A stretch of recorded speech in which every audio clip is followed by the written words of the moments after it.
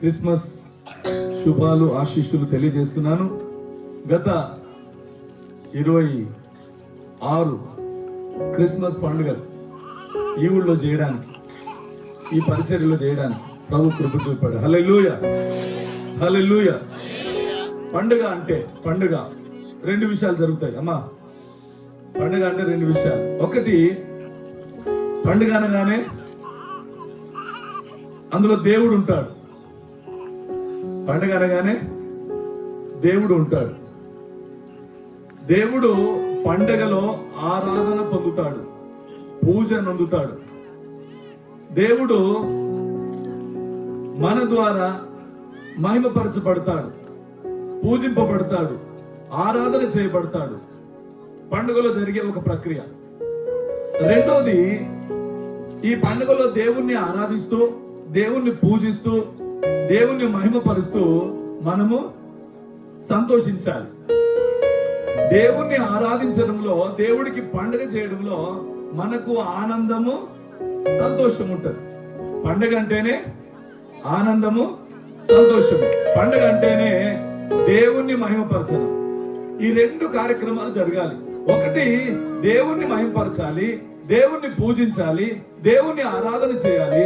రెండోది, మనం మనసారా తను తీర ఆనందించాలి, సంతోషించాలి. ఇది పండగ ద్వారా జరిగే ప్రక్రియ.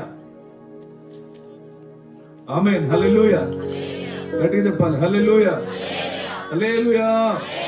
మంచిది ప్రియులారా, దేవుని వాక్యంలో మనం చూసినాం. యెషయా గ్రంథం 9వ అధ్యాయం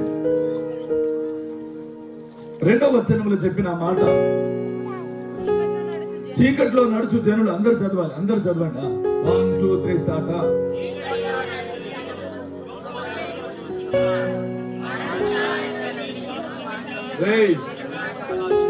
అందరినీ చదవమన్నారా? చదవండి, మళ్ళీ చదవండి. 1 2 3 స్టార్ట్. చదవచ్చిన వాళ్ళందరూ చదవాలి.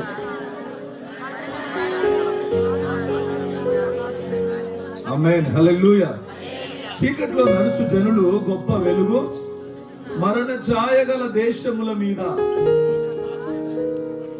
దేశ నివాసుల మీద వెలుగు ప్రకాశిస్తుంది అని యెషయా గ్రంథం 9వ అధ్యాయంలో యేసుక్రీస్తు జననానికంటే ముందే యెషయా ప్రవక్త ఈ ప్రవచనాన్ని ప్రవచిస్తున్నాడు.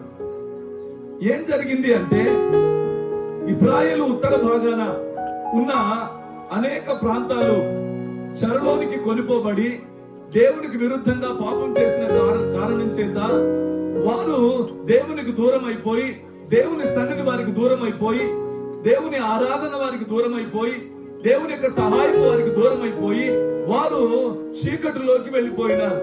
దైవ సంబంధమైన సత్సంబంధాన్ని కలిగి లేని వారుగా వారు కనబడుతున్నారు. అయితే ఈ ఇశ్రాయేలు ఉత్తర భాగంలో నివసించే ఈ గోత్రాల వారు క్రీస్తు పూర్వము 732 సంవత్సరాల మధ్య అష్షూరీయుల చేత వారు పరిపాలించబడుతూ 722కు వచ్చేసరికి పూర్తిగా అష్షూరీయుల చేతిలోకి వెళ్ళిపోయినారు. అప్పుడు వారికి దేవుడితో పూర్తిగా సంబంధం తెగిపోయింది, పూర్తిగా దేవుడి సన్నిధి వారికి దూరం అయిపోయింది. ఆ సమయంలో ఆ ప్రాంతాన్ని చూస్తున్న, ఆ ప్రాంతంలో భవిష్యత్తులో జరగబోయే సంగతులను చూస్తున్న యెషయా ప్రవక్త ఆ ప్రాంతాల గురించి మాట్లాడుతూ ఈ విషయాన్ని ప్రకటిస్తున్నాడు. నేను చూస్తున్నాను, అక్కడ మరణ ఛాయ గల దేశ నివాసుల మీద వెలుగు ప్రకాశిస్తుంది అని రాబోయే సంగతిని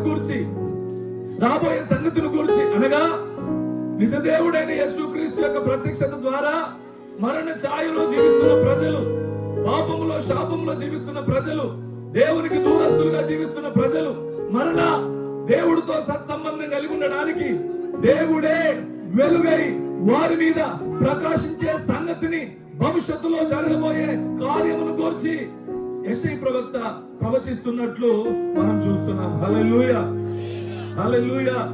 యేసు ప్రభు ఈ లోకానికి వచ్చిన తర్వాత అదే ఇశ్రాయేలు ఉత్తర భాగాన ఆ గలిలయ ప్రాంతమంతా కూడా ఆయన తిరిగి నశిస్తున్న ప్రజలకు ఇదిగో పరలోక రాజ్యము సమీపించున్నది, దేవుని రాజ్యము సమీపించున్నది కనుక మారు మనసు పొంది రక్షణ పొందండి, మీరందరూ దేవుని రాజ్యానికి వారసులు కావాలి, ఇంకా మీరు చీకట్లో ఉండడానికి లేదు, ఆధ్యాత్మికమైన వెలుగులోకి రావాలి, ఈ పాపం అనే చీకటి నుండి మీరు విడిపించబడి దేవుని ప్రజలుగా మీరు పరివర్తన చెందడం ద్వారా దేవుని రాజ్యానికి వారసులు ఉన్నట్లు మీరు వెలుగు సంబంధులు కావాలి అనే సత్యాన్ని యేసు ప్రభు వారు ఈ లోకానికి వచ్చి ఆయన ప్రకటించినట్లు దేవుని వాక్యములో మనం చూస్తున్నాం. ఏ వెలుగు వారి మీద ప్రకాశించింది? దేని గురించి ప్రవక్త మాట్లాడుతున్నాడు? మనకు కనబడుతున్న ఈ సూర్యుని వెలుగా, లేక చంద్రుని వెలుగా, లేక నక్షత్రముల వెలుగు గురించి మాట్లాడుతున్నాడా? కాదండి, కాదు. జాగ్రత్తగా ఆలోచన చేసినట్లయితే మనుషులు పాపంలోకి వెళ్ళిపోయారు, పాపం ద్వారా వారి మనోనేత్రాలు చీకటి కమ్మిపోయినాయి, వారు చీకటి సంబంధులుగా మారిపోయినారు, దైవ సంబంధమైన వెలుగు సంబంధమైన ఆధ్యాత్మికమైన సంబంధమైన కార్యాలు చేయని ప్రజలుగా వారు మారిపోయినారు పూర్తిగా. అయ్యో, వారు పూర్తిగా దేవుడితో సంబంధాన్ని తెగిపోయినారు, దేవుడితో సత్సంబంధం లేని వారుగా మారిపోయినారు. అయితే అలాంటి ప్రజల మీద ఒక నిత్యమైన వెలుగు, ఏ ఆధ్యాత్మిక అంధత్వం అయితే వారిని కమ్మిందో ఆ ఆధ్యాత్మిక అంధత్వం నుండి వారిని విడిపించి వారిని వెలుగు సంబంధులుగా దైవ సంబంధులుగా మార్చడానికి యేసు ఆ ప్రాంతంలో సంచరించబోయే సంగతుల గురించి యెషయా ప్రవక్త అప్పుడెప్పుడో ప్రవచిస్తూ ఉన్నాడు. హల్లెలూయా, గట్టిగా చెప్పండి హల్లెలూయా. దేవుని వాక్యంలో చూస్తే లూకా సువార్త 2వ అధ్యాయం 29-32 వచనాలు చదివితే, లూకా సువార్త 2వ అధ్యాయం 29-32 వచనాలు చదువుగా విందాం త్వరగా.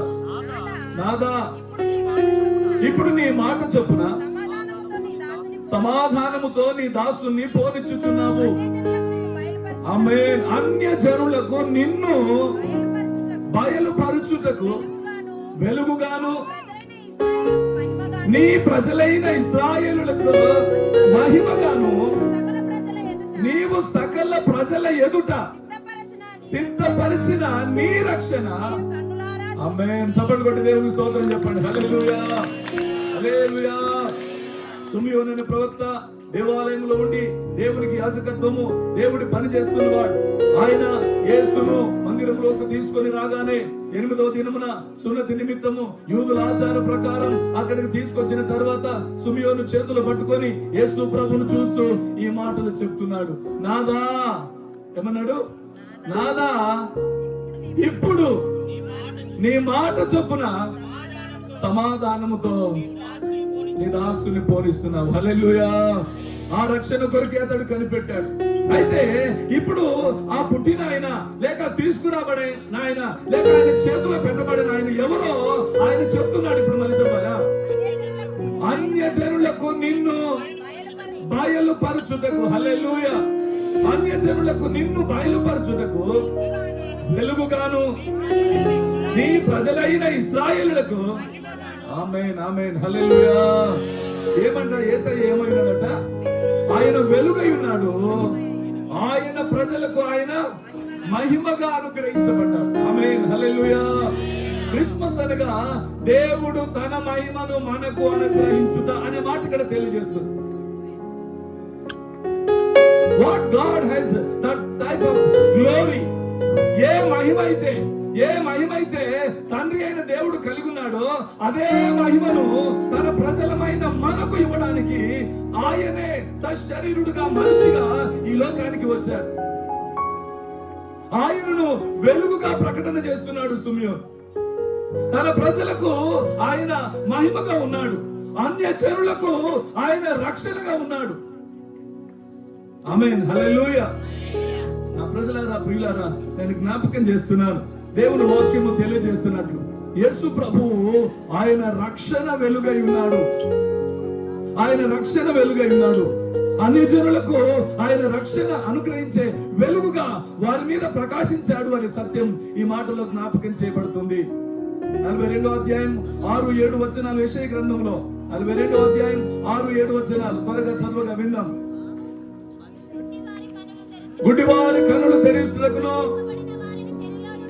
బంధింపబడిన వారిని చెరలో నుండి వెలుపలికి రప్పించుటకును, చీకట్లో నివసిస్తున్న వారిని బందీ గృహములో నుండి వెలుపలికి రప్పించుటకు యెహోవా నాకు నేనే నిన్ను పిలిచి నీ చేయి పట్టుకొని ఉన్నాను, నిన్ను కాపాడి ప్రజలకు నిబంధనగాను. ఆమేన్. చప్పట్లు కొట్టి స్తోత్రం చెప్పండి. హల్లెలూయా. యెషయా ప్రవక్త చెప్తున్నాడు, నేనే నీ చేయి పట్టుకొని నిన్ను నడిపిస్తున్నాను, అన్యజనులకు నిన్ను వెలుగుగాను రక్షణగాను నేను ప్రకటన చేస్తున్నాను అంటున్నాడు. నా ప్రియులారా, మరణ ఛాయ గల దేశ నివాసుల మీద ప్రకాశించిన ఆ వెలుగు యేసు క్రీస్తుని జ్ఞాపకం చేస్తుంది. పాత నిబంధన గ్రంథంలో ప్రవచనాలన్నీ కూడా రుజువుపరుస్తున్నాయి. ఆ వెలుగు ఏ వెలుగైతే అన్ని జనుల కొరకు పరలోకం నుండి భూలోకానికి పంపించబడిందో ఆ వెలుగు యేసు క్రీస్తు అయి ఉన్నాడు అనే సత్యం దేవుని వాక్యములో మనకు తెలియజేయబడుతుంది. ఆయన యేసు క్రీస్తు వెలుగై ఉన్నాడు. బైబిల్ గ్రంథం దాని గురించి స్పష్టంగా తెలియజేస్తుంది. యోహాను సువార్త 8వ అధ్యాయం 12వ వచనంలో, యోహాను సువార్త 8వ అధ్యాయం 12వ వచనంలో ఈ మాట తెలియజేస్తుంది. మరలా యేసు, నేను లోకమునకు వెలుగును. ఆమేన్. హల్లెలూయా. చెప్పండి హల్లెలూయా. నేను లోకమునకు వెలుగై ఉన్నాను. ఏదైతే వెలుగు మరణ ఛాయ గల దేశ నివాసుల మీద ప్రకాశించిన ఆ వెలుగు ఎవరు అంటే యేసయ్య అంటున్నాడు, నేనే ఆ వెలుగునై ఉన్నాను. యేసుక్రీస్తు నిత్యమైన వెలుగు, సామాన్యమైన వెలుగు కాదట. అక్కడ చెప్తాడు తర్వాత చదవాలి. నన్ను వెంబడించువాడు చీకటిలో నడవక జీవపు వెలుగు కలిగి యుండునని. ఆమేన్. హల్లెలూయా. చెప్పండి హల్లెలూయా. హల్లెలూయా. జీవపు వెలుగులో వారు ఉంటారు అనే సత్యాన్ని జ్ఞాపకం చేస్తున్నాడు. జీవపు వెలుగులో వారు ఉంటారని జ్ఞాపకం చేస్తున్నాడు. యేసును వెంబడించుట అనగా జీవపు వెలుగు, ఆధ్యాత్మికమైన వెలుగును గురించి మాట్లాడుతున్నాడు. భౌతిక పరమైన వెలుగును గురించి కాదు మాట్లాడు, ఆత్మ సంబంధమైన వెలుగు. ఒక మనిషి నిజదేవును కూర్చిన, సత్యమును కూర్చిన, వాస్తవికతను కూర్చిన సంగతులను ఎరిగి దాన్ని అనుసరించుటే నిజమైన వెలుగులో జీవించుట. ఆ వెలుగు జీవపు వెలుగై ఉన్నది అని వాక్యము తెలియజేస్తుంది. మరణ ఛాయగల దేశ నివాసుల మీద ప్రకాశించిన ఆ వెలుగు యేసుక్రీస్తు. ఆ యేసుక్రీస్తును అనుసరించడం ద్వారా మనుషులు జీవపు వెలుగులో నడుస్తారు. అంటే నిత్య జీవానికి వారసులు అవుతారు. ప్రియులారా, మనం ఆ సత్యాన్ని గుర్తించాలని దేవుని వాక్యం తెలియజేస్తుంది. యోహాను మొదటి పత్రిక 2వ అధ్యాయం 8వ వచనంలో, యోహాను మొదటి పత్రిక 2వ అధ్యాయం 8వ వచనంలో, మరియు రాయిచున్నాను, చీకటి గతించుచున్నది, సత్యమైన వెలుగు. చప్పట్లు కొట్టి స్తోత్రం చెప్పండి. హల్లెలూయా. అది జీవమనే వెలుగు. రెండోది సత్యమైన వెలుగు. సత్యమైన అంటే వెలుగు స్వభావం ఉంటుందంట. వెలుగుకి ఏముందట? సత్యము అనేది నేచర్, స్వభావం కదా. ఇది ఏం వెలుగట? సత్యమైన వెలుగు లేక నిజమైన వెలుగు. ప్రియులారా, జాగ్రత్తగా ఆలోచన చేద్దాం. మనుషులు తనను పుట్టించిన వాడిని ఎరుగుట వల్ల, తనని లోకానికి పంపించిన వాడిని ఎరుగుట వల్ల మనిషి నిజమైన సత్యమైన వెలుగును గ్రహించిన వాళ్ళు అవుతారు. తద్వారా వారు వెలుగు సంబంధులుగా ఈ భూమి మీద జీవించడానికి ఆస్కారం కలుగుతుంది. వారు చీకటిని విడిచిపెట్టి ఆత్మ సంబంధమైన ఆధ్యాత్మికమైన వెలుగును అనుసరించుటకు కారకులు అవుతారు. యేసుక్రీస్తు వెలుగై ఉన్నాడు. ఆయన జీవపు వెలుగై ఉన్నాడు. మాత్రమే కాదు, ఆయన సత్యమనే వెలుగు, సత్యమైన వెలుగై ఉన్నాడు. నాలో పాపమున్నదని మీలో ఎవడు స్థాపిస్తాడు అని సవాలు చేశాడు ఆ సత్యమై ఉన్న వెలుగైన యేసయ్య. నా ప్రియులారా, నిజమే, ఆ వెలుగును మనం అనుభవించాలి. ఆ వెలుగును మనము కలిగి ఉండాలి. ఆ వెలుగులో మనము జీవిస్తూ ఉండాలి. మాత్రమే కాదు, బైబిల్ అంటుంది మత్తయి సువార్త 5వ అధ్యాయం 14వ వచనంలో, మత్తయి సువార్త 5వ అధ్యాయం 14వ వచనంలో, మీరు లోకమునకు. చెప్పండి కొట్టి స్తోత్రం చెప్పండి గట్టిగా. హల్లెలూయా. హల్లెలూయా. చెప్పండి హల్లెలూయా. ఇప్పటిదాకా చెప్పాడు, నేను వెలుగై ఉన్నాను, నేను నిజమైన వెలుగై ఉన్నాను, నేను సత్యమైన వెలుగై ఉన్నాను.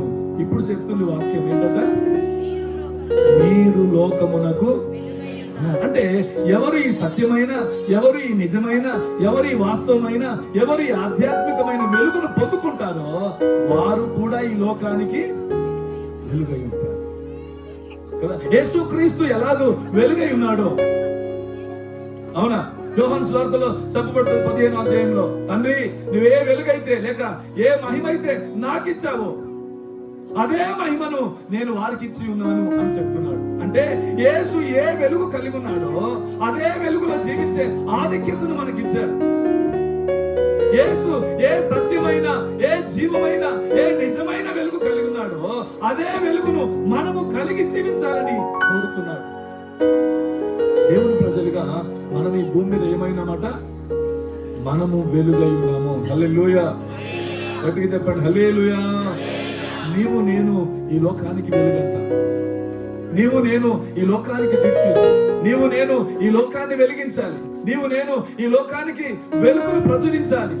చీకట్లో నడుస్తున్న ప్రజలు, ఆధ్యాత్మికమైన అంధకారంలో జీవిస్తున్న ప్రజలు, వాస్తవికతను ఎరగని ప్రజలు నిన్ను నన్ను చూసినప్పుడు, మనం అనుసరిస్తున్న ఆ నిజమైన, ఆ సత్యమైన జీవపు వెలుగును వారు మనలో నుండి కలుగున్నప్పుడు వారికి కూడా ఈ వెలుగు ప్రకాశిస్తుందని వాక్యం తెలియజేస్తుంది. హల్లెలూయా.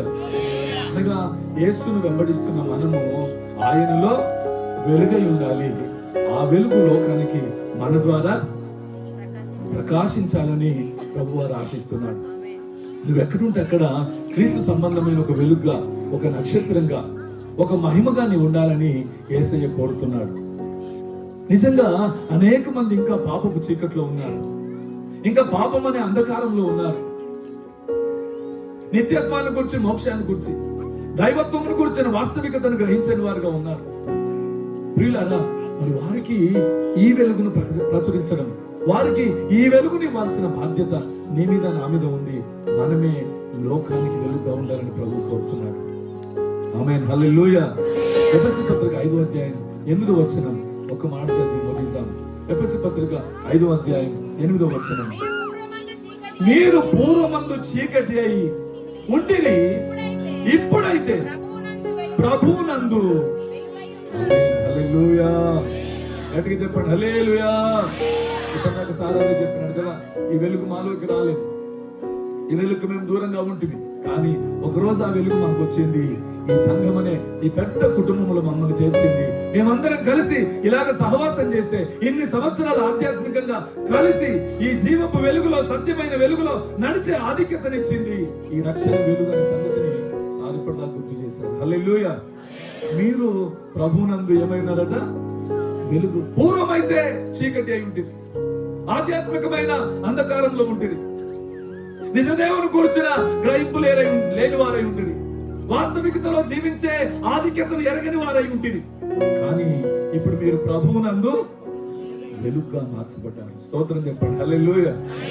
ఈ వెలుగు మన మీద ప్రకాశించకపోతే, ఈ వెలుగు ఆకాశం నుండి ఈ భూమి మీదకి ప్రత్యక్షతనిచ్చి ఉండకపోతే మనము వెలిగించబడే వాళ్ళం కాదు, మనకు ఆధ్యాత్మికమైన వెలుగు అనేది వచ్చేది కాదు.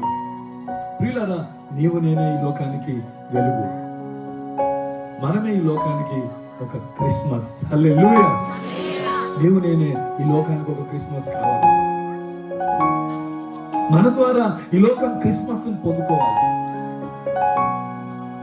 ఏ వెలుగైతే 2023 సంవత్సరాల కిందట ఈ లోకానికి వచ్చిందో, ఏ వెలుగును గురించి అయితే యెషయా ప్రవక్త మరణ ఛాయగల దేశ నివాసుల మీద వెలుగు ప్రకాశించడం నేను చూస్తున్నానని చెప్పాడు. ఆ వెలుగు వచ్చి 2023 సంవత్సరాలైంది. ఇలాగూ అనేక మందిని వెలిగిస్తూ సార్ చెప్పినాడు, నిజమైన వెలుగుండను, అది లోకములోనికి వచ్చుచు అనేకులను వెలిగించు. 34 సంవత్సరాల కిందట నన్ను వెలిగించిన వెలుగు అలాగే మనందరిని ఒక్కొక్కరు వెలిగిస్తుంది. ఈ వెలుగు అనేకులకు ప్రచురించడానికి, ఈ వెలుగు నిత్యమైన వెలుగు, సత్యమైన వెలుగు, జీవమైన వెలుగు. ఇది ఆరిపోయే వెలుగు కాదు, అంధకారం అయిపోయే వెలుగు అసలు కాదు, ఇది మాసిపోయే వెలుగు కాదు, ఇది శాశ్వతం, నిత్యము ప్రకాశించే. పూర్వము చీకటి ఉంటుంది కానీ ఇప్పుడు ప్రభువునందు ఆమేన్ హల్లెలూయా. ప్రభువును బట్టి ప్రభునందనగా ప్రభువును బట్టి ప్రభునందనగా మనం వెలుగై ఉన్నాము అనే సత్యం ఈ మాటలో జ్ఞాపకం చేయబడుతుంది. దేవుని ప్రజలుగా మనం గుర్తించాలి ప్రియులారా, నిజంగా నిన్ను బట్టి క్రీస్తు లోకానికి ప్రకాశాన్ని ఇస్తున్నాడా? నిన్ను బట్టి యేసయ్య లోకానికి కనబడుతున్నాడా? మనం ఈ లోకానికి నిజమైన వెలుగుని ఇవ్వగలుగుతున్నామా? మన మాటల్లో, మన పాటల్లో, మన ప్రవర్తనలో, మన జీవితంలో, మన విశ్వాసంలో, మన ఆధ్యాత్మిక మనుగడలో మనం యేసును లోకానికి అనగా వెలుగు సంబంధులం అనే సత్యాన్ని మనం ప్రచురించాలి, ప్రకటించాలి. ఇంకా మనం చీకటి సంబంధులుగా మన ప్రవర్తన విషయంలో, మన జీవిత విషయంలో, మన సాక్ష్యం విషయంలో, మన నడవడిక విషయంలో మనం ఇంకా చీకటి సంబంధులుగా ఉండడానికి లేదు. వెలుగు సంబంధులకు తగినట్లుగా మనం జీవించాలని వాక్యం మనకు హెచ్చరిక చేస్తుంది.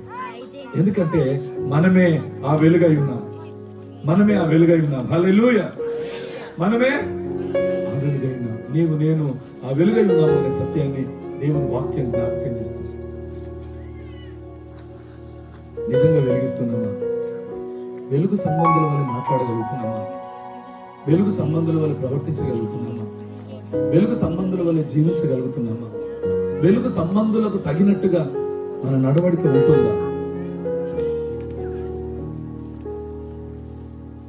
ఇంకా అంధకారంలో ఉన్నట్టు, ఇంకా చీకట్లో ఉన్నట్టు, ఇంకా మరణ ఛాయలో ఉన్నట్టు, ఇంకా ఆధ్యాత్మికమైన నశించే స్థితిలో ఉన్నట్టే మనముంటే దేవుని బిడ్డలకు తగిన వారు కాదు అనే సత్యం ఈ దినాన దేవుని దాసుడిగా నేను జ్ఞాపకం చేస్తున్నాను. మన క్రియలు, మన ప్రవర్తన, మన జీవితం, మన నడవడిక, మన ఆధ్యాత్మిక విధానం వెలుగు సంబంధులకు తగినట్టుగా ఉండాలి అనే సత్యం దేవుని వాక్యాన్ని బట్టి జ్ఞాపకం చేస్తున్నాం. అది ఇంట్లోనైనా బయటనైనా, మనం ఎక్కడున్నప్పటికీ, ఏ పరిస్థితిలో ఉన్నప్పటికీ మనం వెలుగు సంబంధులము అనే వాస్తవాన్ని లోకానికి ప్రదర్శించాలి. అప్పుడే మన ద్వారా క్రీస్తు లోకానికి ప్రకాశాన్ని ఇవ్వగలుగుతాం. అప్పుడే మన ద్వారా క్రీస్తు లోకానికి వెలుగునివ్వగలుగుతాడు. అప్పుడే నశిస్తున్న ప్రజలు నిజమైన వెలుగును తెలుసుకోగలుగుతారు, నిజమైన వెలుగును తెలుసుకోగలుగుతారు. అప్పుడే నిజమైన క్రిస్మస్ ఈ లోకానికి ప్రదర్శించబడుతుంది. ఒక్క క్రీస్తు అనేక మంది క్రీస్తులు, అనేక మంది వెలుగు సంబంధులను తయారు చేసి నీవు నేను అనేకులకు ఈ వెలుగును ప్రకాశింపచేయాలి, అనేకులకు ఆధ్యాత్మికమైన వెలుగును ప్రచురింపచేయాలి. అందుకే యేసయ్య నిన్ను నన్ను వెలిగించాడు. అందుకే యేసయ్య నిన్ను నన్ను వెలిగించాడు. ఆయన వెలుగై ఉన్నాడు.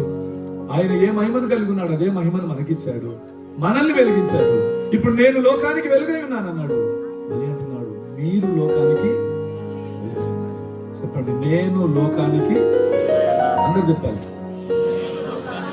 గట్టిగా చెప్పండి అందరూ. మనమే ఈ లోకానికి వెలుగు. మనమే క్రీస్తుని లోకానికి ప్రదర్శించాలి. మనమే ఆయనలో ఉన్న ప్రేమ, ఆయనలో ఉన్న దయ, ఆయనలో ఉన్న కరుణ, ఆయనలో ఉన్న జాలి, ఆయనలో ఉన్న విధేయత, ఆయనలో ఉన్న సమర్పణ ఈ లోకానికి మనం ఇవ్వగలిగితే నిజంగా మన జీవితం వెలుగుమయమై ఈ భూమి మీద క్రీస్తు నిమిత్తం సార్థకం అవుతుంది అనే సత్యాన్ని జ్ఞాపకం చేస్తూ మాటలు ముగిస్తున్నాను. కళ్ళు మూసుకున్నాము, ప్రార్థన చేద్దాం.